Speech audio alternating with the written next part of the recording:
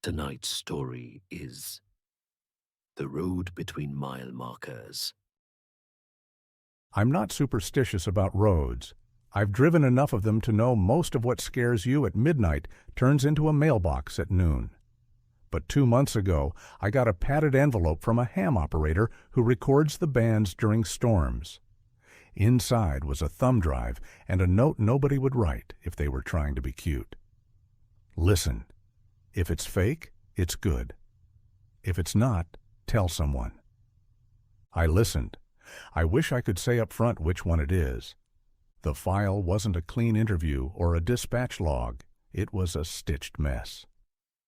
CB chatter bleeding into a county channel, a deputy's unit number surfacing and slipping. A man with a low, friendly voice doing the decent thing and putting on his safety vest to help a stranger at the side of the road. It was cluttered, as real things are. So what follows is not transcribed audio, and it isn't dramatized radio. It's the simple version, a straight telling of what that recording contained and what happened after, told by one mouth so you don't have to chase three. There's a rural highway out here that locals love to argue about. On some maps from the 80s, the mile markers jump. 66 to 69. No 67 or 68 in between. Folks will shrug and tell you they were stolen as pranks or that the county renumbered after a realignment. People lie to be kind. The truth is more like this. Sometimes a stretch of blacktop doesn't want numbers anymore. It wants something else. The recording begins with a voice, a man late 50s, maybe early 60s, trying to reach a friend on Channel 19 and bleeding into County Dispatch instead. He's seen a white sedan with hazards on, halfway into the gravel. Between 67 and 68 eastbound, he says, which is how you know we've already left the paved world. He pulls over because that's what he was raised to do.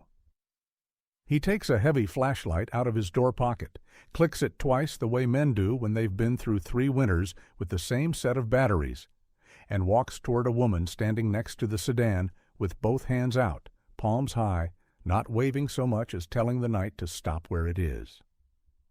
On the audio, there's a hum I couldn't place at first. It isn't a transformer, and it isn't tires on bridge planks.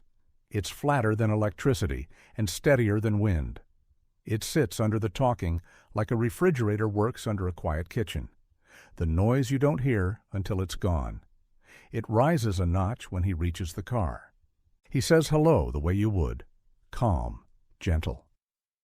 Testing the distance between fear and help. She tells him not to touch the door. Her voice keeps moving away from the mic, even when the man is clearly standing right next to her. That's not spooky. That's just a detail you tuck away and feel later.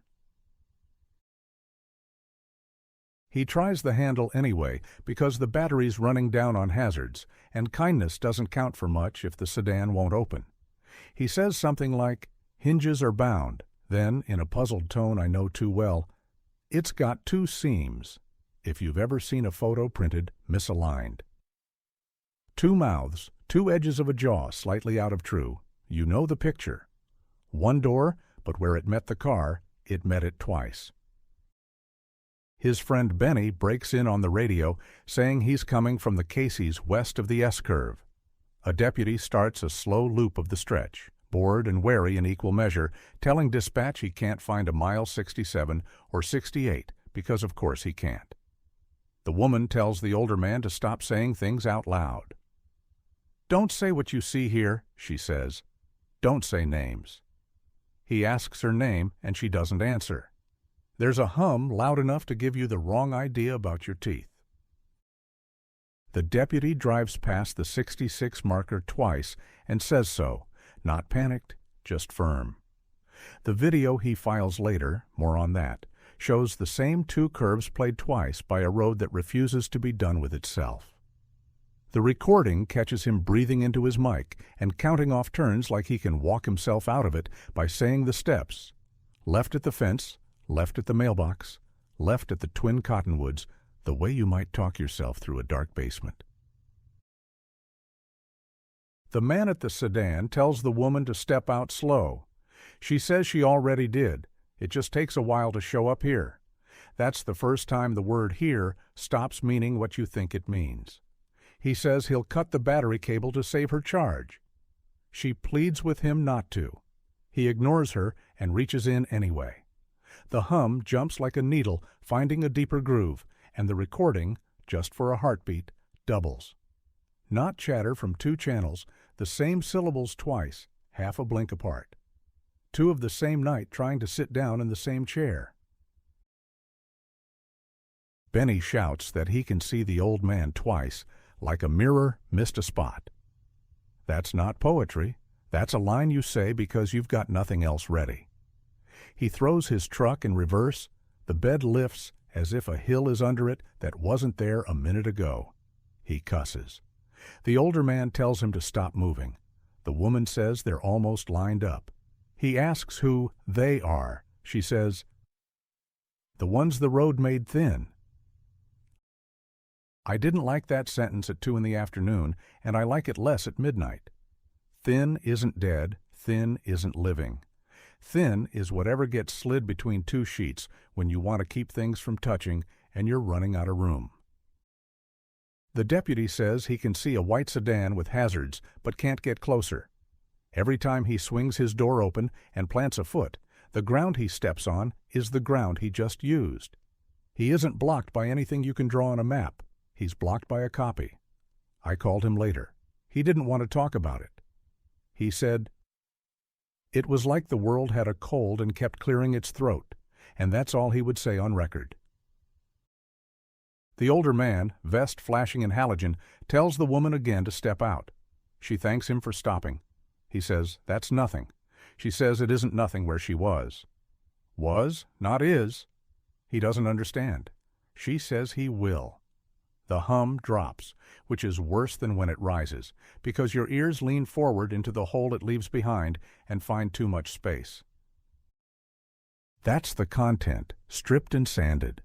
No time codes, no layered voices to map, no sound design tricks to sell the fear, just a man trying to help, a friend trying to reach him, a deputy doing his job, and a road that prefers to be several things at once. Now the second piece, the part that kept me from filing this as a weird, explainable phenomenon and moving on to the next county story about strange lights and a dog that won't cross a certain culvert. After I listened, I drove the stretch myself. This is a simple show. I don't carry equipment that needs a van. I took a printed map from a glove box and my phone like anyone. The markers are ordinary out there. Green, shot once or twice, dented by plows. 66 stands where you expect. 69 comes after a long S-curve, a creek, a little rise that lets you see corn on both sides like bookends. There's no 67 or 68. There's an elbowed guardrail with a fresh section bolted into old steel like stitches. There's a rust nail in a post with a piece of twine tied to it, the kind of marker farmers make when they're measuring something they don't want to forget. I parked at the S-curve with my hazards on. Power lines hummed a normal hum. Cicadas pulsed. A truck went past and the driver lifted 2 fingers off the wheel in that rural hello. The sky was slate and soft. The road looked exactly like a road, which is to say it looked harmless. I turned the car off. When the fan ticked to a stop and the easy noise quit, I felt it. The absence of the wrong hum I'd heard in the recording, and with it a weight I didn't know I'd been holding, like you do when you're listening for a sound you hope won't happen. I stood by the guardrail and put my hand out without meaning to, palm toward the lane, the stupid little crossing guard gesture we all know. If you ask me why I did that, I'll tell you the truth, because the recording had made me believe there were places your hand could matter more than your mouth. I didn't feel a hand take mine. Let's be plain. This isn't that story. What I felt was a warmth no later than my own body heat should have made, and not on my palm either, but in the air in front of it, like someone had just been there and stepped away quick to keep from being seen. It lasted the length of one slow breath. And then the night was just night again. I breathed 2 more times to be sure. On the way back to the car, I did not look into the side mirror. I will tell you that. It isn't bravado. It's sense. Mirrors at night are a negotiation. They show you where you've been, but they also show you where you almost were. They draw lines between things you think are separate: taillights, eyeshine, red planets. I drove home by looking forward.